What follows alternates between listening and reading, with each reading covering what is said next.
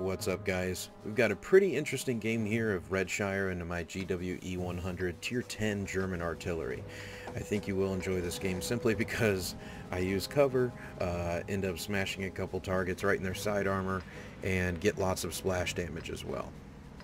Let's go ahead and skip through this. And I end up moving over to this section over here at A6, knocking over some trees to get some cover. And then I take cover and prepare to make my shots.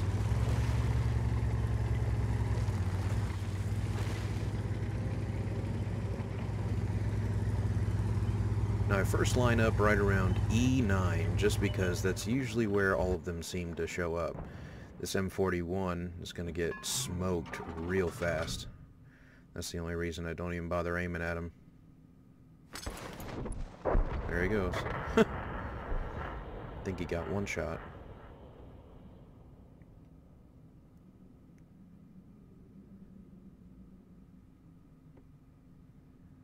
Yeah, Scorpion G is like, fuck me. He got one-shotted. Yeah, and then we start doing this saluting up and down. We're just like, you will not be forgotten, sir. You won't be forgotten, Twanson. Salutes. Someone make a note of that man's bravery. The T-30 appears on my map and I end up going over to him. Actually, I miss long on this shot. I've got a perfect shot on him and he jukes me out with his acceleration and it lands way behind him. But I do get a nice stun on his crew. And for some reason the stun disappears immediately, which I find kind of strange. So this AMX M4 and E75 right here, they've got lots of armor and lots of power, so for them both to be sitting right behind this rock is a problem for these two, you know, low on health tanks. But I'm surprised that both of them were able to hold out as long as they did. I take a shot at the M4 and it lands short, dealing about 300 damage. And that's just the burst radius from my normal HE ammo. In a bit I'm going to be loading the ultra high explosive ammo. I forget what they call it for Germany. The GRU 88 or GRU 18. 1100 damage, about 53 millimeters of penetration. It's pretty crazy. It can stun all the way out to 31 seconds. Off tractor. Panzer IV takes a nice hit.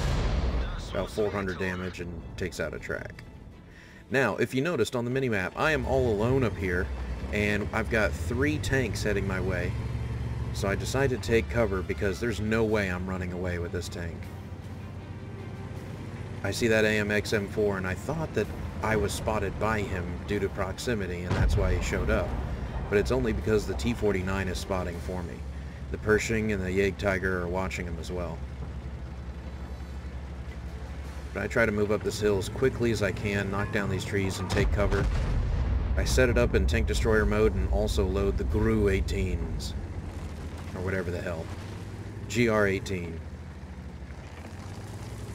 Damn Germans and their awesome tanks and stuff.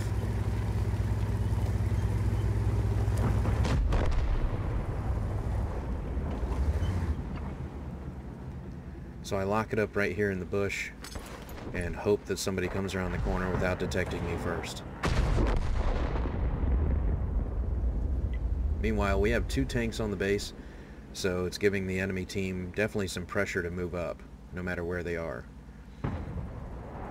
Which is good news for everyone else, bad news for me. And I notice that I can see a Mauerbrecher, and I can lock on to him, which is my preferred way to engage a target while in tank destroyer mode, because especially at extreme distance. Because there's really no reason to aim, you know, down sight when it comes to artillery view. Here we go. Oh. Mauerbrecher's got a lot of armor. That's why the 1100 damage that is the maximum output of this round is blocked by over 600.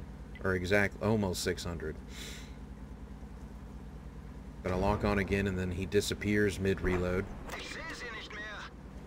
And I'm still watching the E-75 on my mini-map, waiting for him to be spotted. But right before I reload, the Mauerbrecher shows his face again. I lock on and fire. Got him.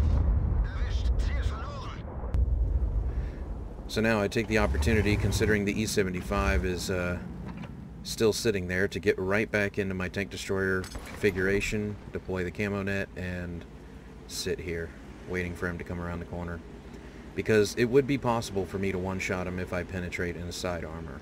He is a heavy tank, but it is possible. I can aim for a viewport, you know, get a nice hot knife through butter kind of shot.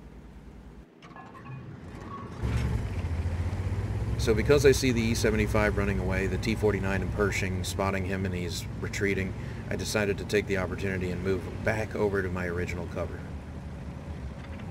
And then I take aim, I believe around G4, somewhere around there, so that I can get some shots out on the lower targets. I guess I go for this E-75 first. Oh yeah, as I recall, the T-49 in Pershing, give it a run for its life. And the E-75 attempts, you know, retreating, using angled armor and everything. But there's one thing you really can't escape from when it comes to angled armor, and that's high explosives. So using the super high explosive round, I was able to, just because of the blast radius, take out the few remaining health points on that tank and claim the kill for my own. Now the Sturv 103 and the Scorpion G down here. Scorpion G, if I hit the turret with this round, it will one-shot the tank.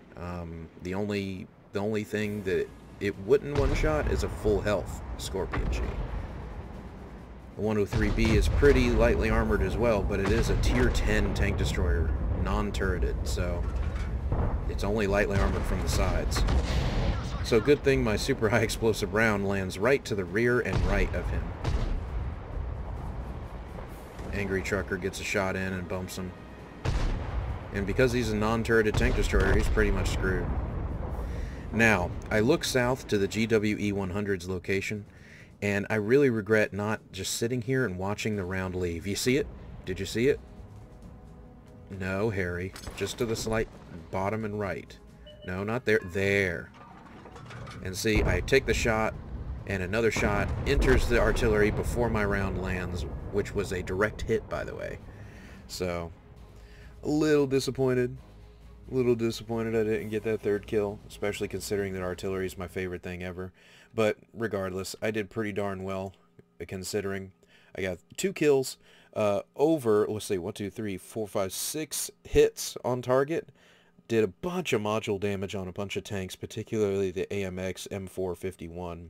If you take a look at the team scorecard, I got just over 2,000 damage done, but that's not much considering the Jagdtiger, tier 9 tank destroyer for Germany, got 3,500 damage. It's just crazy. 3 kills, bunch of XP. But that's the thing. It doesn't matter how much damage you do. If you don't deliver it to the right targets at the right time, it doesn't matter. And taking cover and nailing that many targets really does get expensive if you're using the super high explosive ammunition. As you can see, with premium, I only made a 5,000 credit profit. Anyway, this has been Beefy Tanks. Like I say at the end of every damn video, subscribe if you like what you saw and leave a thumbs up. I'd really appreciate it. If you didn't like it, leave a thumbs down and tell me in the comments why. And as always, it's been a pleasure. This has been Beefy Tanks. Check you later.